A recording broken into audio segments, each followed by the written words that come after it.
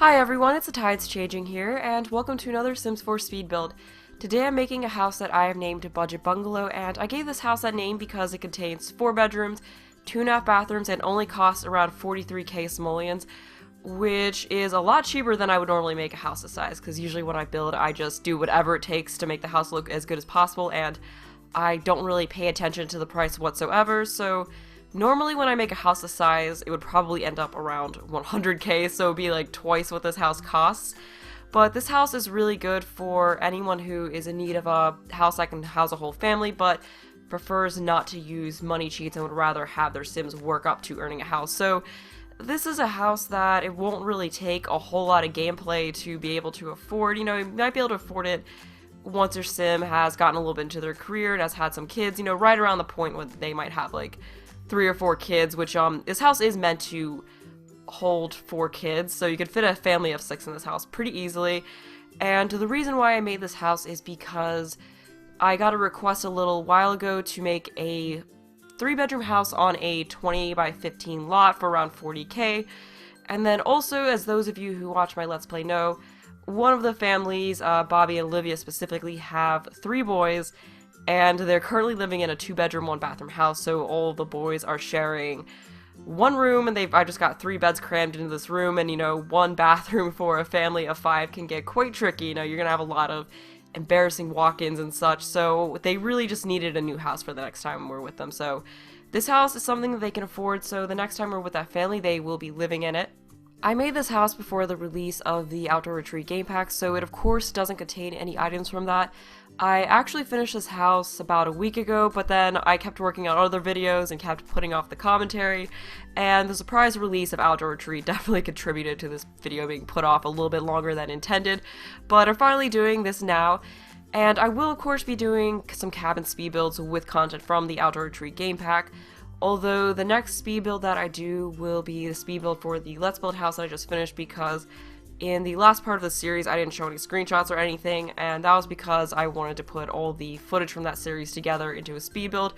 So those of you who want to see the process behind that house being built but don't want to go through a 10-hour long series can still see it, and then at the end of that will of course be a fly-through so you can see how the whole finished house looks.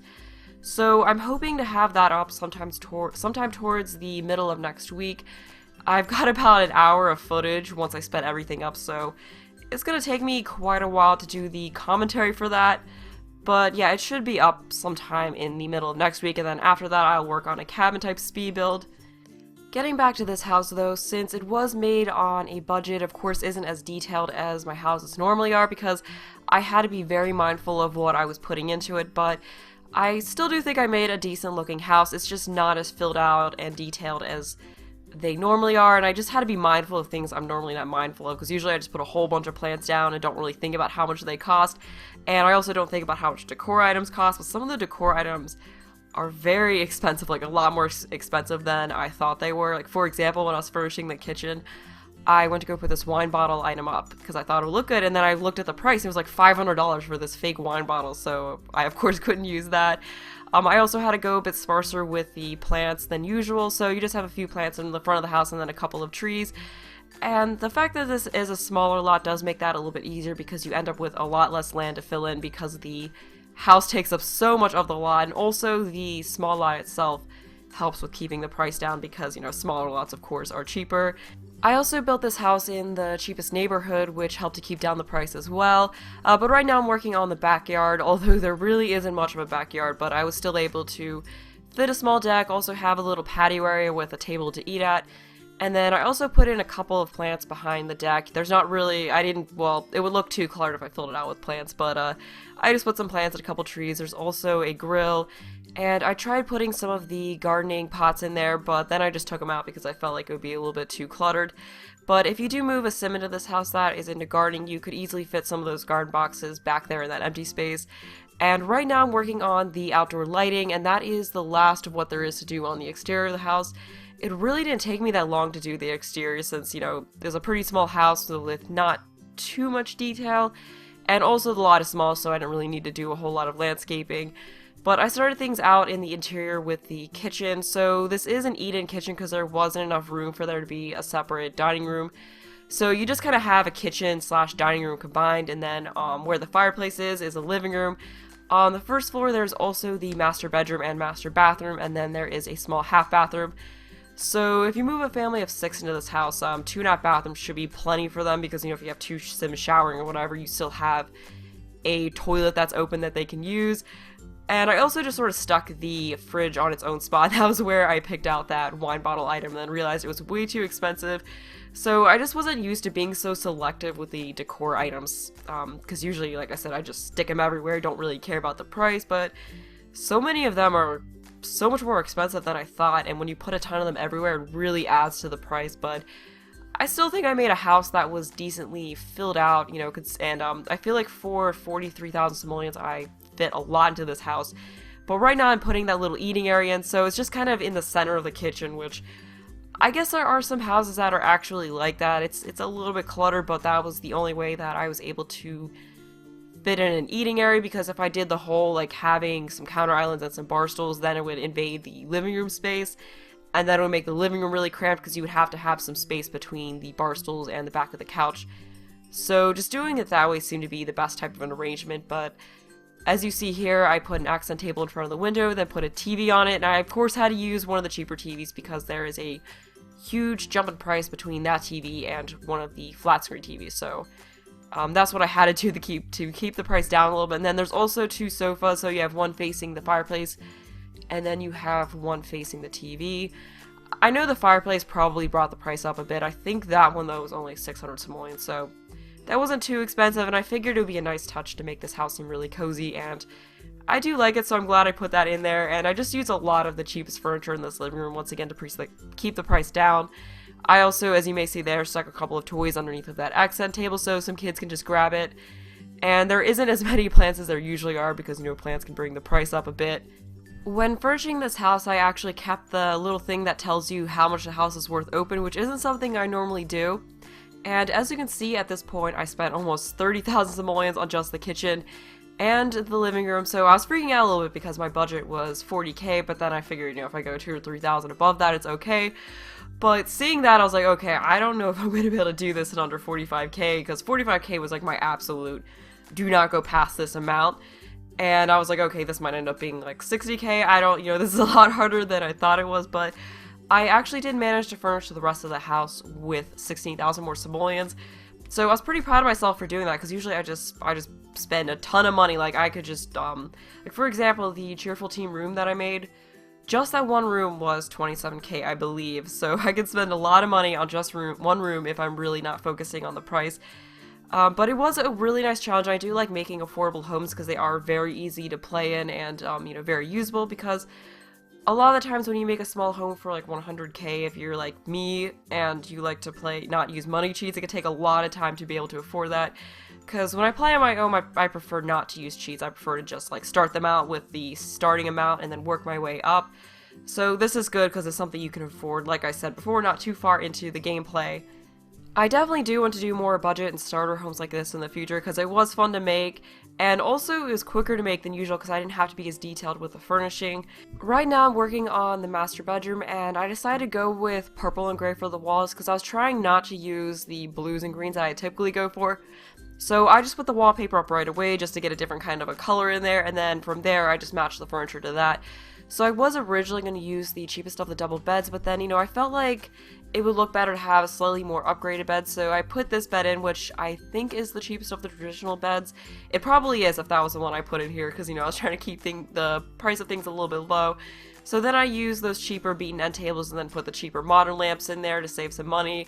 And then I also used this sort of beaten looking dresser to once again keep the price down, and I just put a couple of knickknacks on there. I didn't put too much as far as decorations go in this room because, once again, decorations can really make the price go up, but I was still trying to add enough decorations to it so that it did look filled out, you know, like it didn't look like a very sparse and bare room. So I was trying to add those little frame things above the walls, but I do believe I removed them eventually just because they looked a little bit too busy, and then I also stuck some paintings around on the walls. So yeah, I just took those away and then just left it, you know, just left the walls behind the lamps bare. Right now I'm working on the half bathroom, and all that's in that is a toilet, toilet paper, a sink, and a mirror. and also a hand towel, so there's not really much in the way of decorations, but then again, you can't really fit a whole lot in there. It's just a really nice small little half bathroom just to help alleviate, you know, run-in issues or issues where there's not a free bathroom and someone really needs to use it. But right now I'm moving on to the master bathroom, which actually is pretty big. It's bigger than the kids' bedrooms, I believe. This bathroom's sort of sparse as far as furnishing goes. There's just a lot of empty space, but you know, if you move a household into this, once they get more money, you can kind of fill it out a little bit more. Like, for example, on this wall, all there is a sink and a mirror, and I think a plant, but yeah, there's really just a lot of empty space, but I still think it looks fine in the end. I almost forgot that I did add a cabinet by that window there, so that is all for the first floor, and I'm going to move up to the second floor. I realized that I need to try and fit a computer into the landing area up here because Olivia's a writer, so she really needs to have a computer, and this was the only space in the house that I could fit one in. So unfortunately, she's just going to have to be up in this landing area working on her writing, but there wasn't really enough room to fit a study in because they're going to need all three of the bedrooms because they have twins. Then there's Kai, who is the oldest, and then I'm also going to be having them adopt a girl, so I wanted to have a house that had a fourth room available so that, you know, once they adopted, they didn't have to move up into another house to be able to adopt. I just wanted them to have what they needed so they would be good for a while in this house.